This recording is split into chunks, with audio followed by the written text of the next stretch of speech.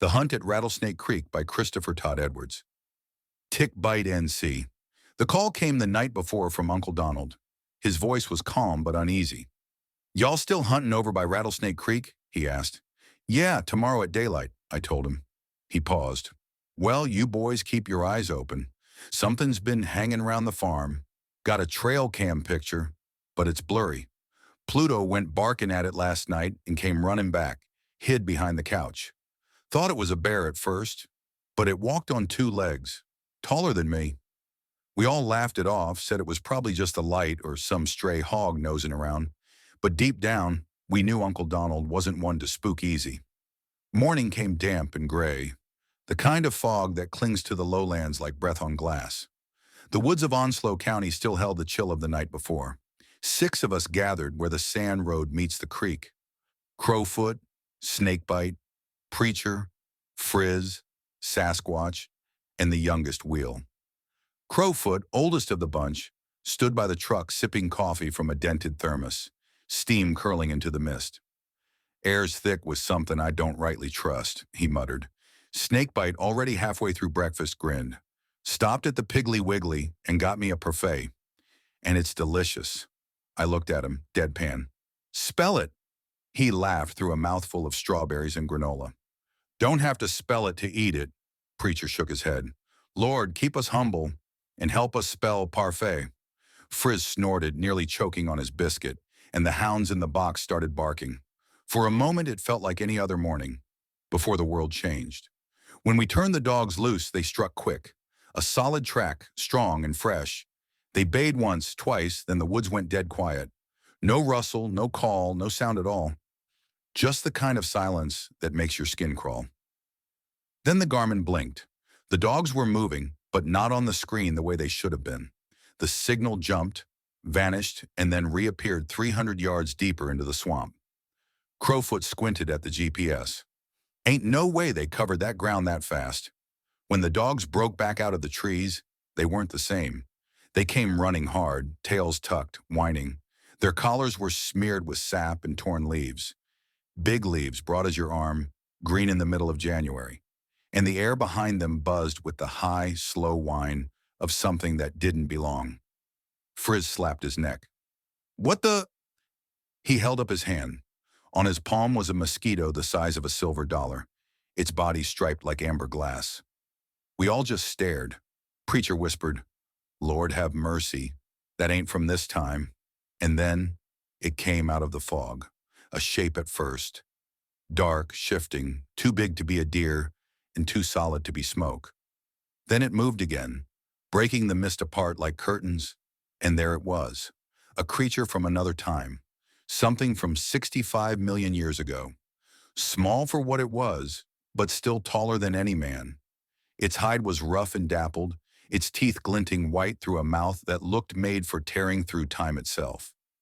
A Tyrannosaurus Rex, no taller than a truck cab, but unmistakably real. The hunting party stood frozen, the only sound the thudding of our hearts. The beast tilted its head, nostrils flaring, and let out a low, guttural rumble that vibrated through the ground. The hounds erupted, howling like they'd just seen the devil himself. Crowfoot shouted, "Don't shoot yet! Let the dogs work it!" But the dogs didn't hesitate. They charged, 6 of them, cutting through the fog like ghosts, baying so loud the trees shook. The creature spun, its tail whipping pine straw through the air. It took off through the swamp, each step shaking water loose from the limbs above. The dogs stayed on it, closing fast. Their voices echoed across Rattlesnake Creek. Sharp, wild, pure. Frizz raised his rifle. "It's gonna cross the cutover." We watched the tree line. For a split second, the fog parted. The creature burst into view, snarling, running full tilt. Frizz steadied his aim, finger tightening on the trigger, and just as he fired, it vanished. The shot rang out, echoed once, twice, then nothing. The bullet kicked up mud and pine needles, but there was no hit. The hounds ran straight through where the thing had been, their barks muffled, distant, like they were chasing something through water, or maybe through time itself. The fog folded in around them.